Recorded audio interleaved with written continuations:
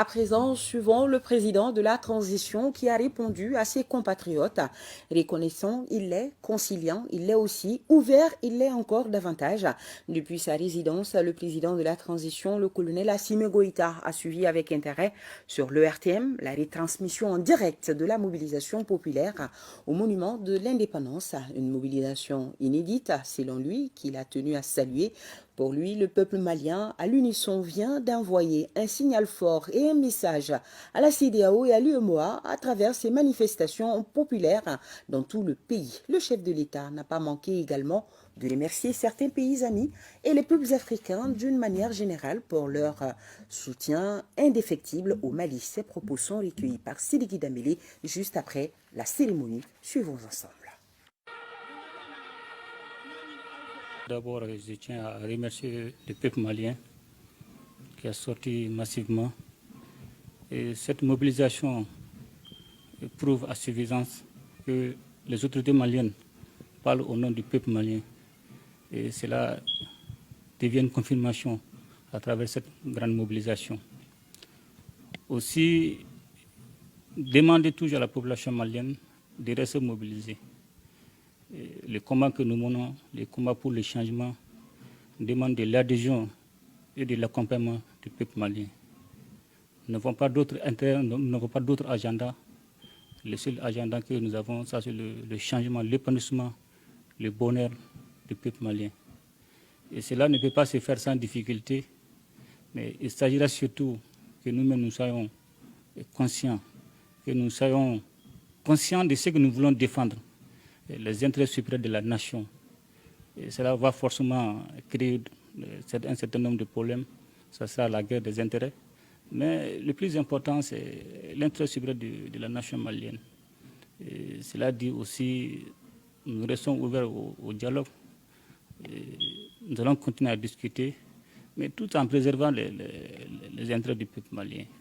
Donc, encore une fois de plus, de saluer tout le peuple malien, du nord, du sud, de l'est à l'ouest, de l'intérêt comme de la diaspora, vraiment de leur mobilisation inédite. Vraiment, on ne peut que les remercier encore de soutenir les autorités de la transition. On en a besoin. Vous avez un message fort aujourd'hui pour nos partenaires de la CEDEAO et de l'UEMOA à travers cette mobilisation populaire. Ce sera lequel? Le seul message que j'ai pour la CEDEAO et l'UEMOA, c'est un message de compréhension du contexte malien. Aujourd'hui, nous sommes là parce que jusqu'à présent, un certain nombre de mots n'ont pas été traités. Si réellement la CEDEAO et l'UEMOA souhaitent le bonheur du peuple malien, la CEDEAO doit accompagner le peuple malien à travers les désirs de changement du peuple malien pour que nous n'assistons pas à un éternel recommencement. Monsieur le Président, il y a quand même des pays amis, qu'on peut le dire ainsi, qui nous ont soutenus, qui soutiennent aujourd'hui le Mali et les peuples africains et qui manifestent un peu partout leur soutien au Mali. Quel message vous avez aujourd'hui pour tous ces amis du Mali? Je ne peux vraiment que remercier et féliciter tous ces pays amis qui nous ont soutenus. Comme on le dit en langage bambara, c'est pendant les moments difficiles qu'on connaît ses vrais amis. Et pour la Guinée, c'est pas étonnant. Pour l'Algérie, c'est pas étonnant. Aussi pour la Mauritanie. Mais aussi saluer l'ensemble des pays africains. Aujourd'hui, c'est comment que nous menons est devenu un combat panafricaniste. Et ce n'est plus uniquement le combat malien, c'est tous les peuples africains qui se reconnaissent dans ce combat.